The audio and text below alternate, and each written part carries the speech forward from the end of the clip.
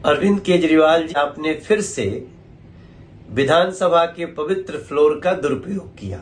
सिर्फ मतलबी वाली बातें करी कि आप जेल चले जाएंगे, अब विक्टिम कार्ड खेलते रहे, दिल्ली की जनता की आंखों में फिर से वो भ्रमित करने वाला धूल झोंकने की कोशिश किए, विधानसभा का दुरुपयोग किए।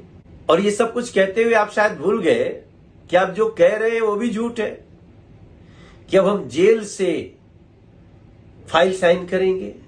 आप तो फाइल साइन करते ही नहीं है, आपके पास तो कोई डिपार्टमेंट ही नहीं है। तो जब कोई पोर्टफोलियो नहीं, डिपार्टमेंट ही नहीं, तो आप कौन सी फाइल साइन करेंगे जिसके लिए आप इतना इमोशन दे रहे हैं? अरविंद केजरीवाल जी, शायद आप ये भी भूल गए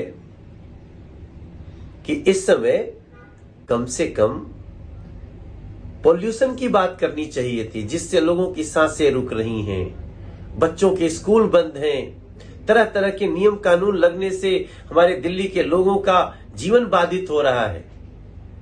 आपको उसकी चिंता नहीं आई।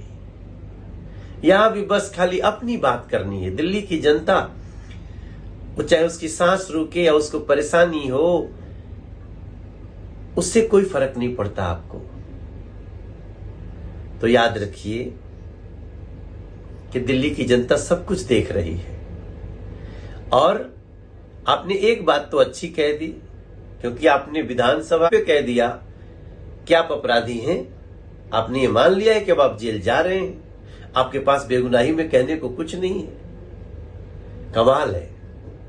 अब तो जांच एजेंसी को कुछ और पता करने की भी आवश्यकता नहीं है शायद, क्योंकि आप विधानसभा में ऐसा लग रहा था कि आप जेल जाने के पहले विदा लेने आए हैं यहां से, और वहां जाके भी आप मुख्यमंत्री बने रहेंगे।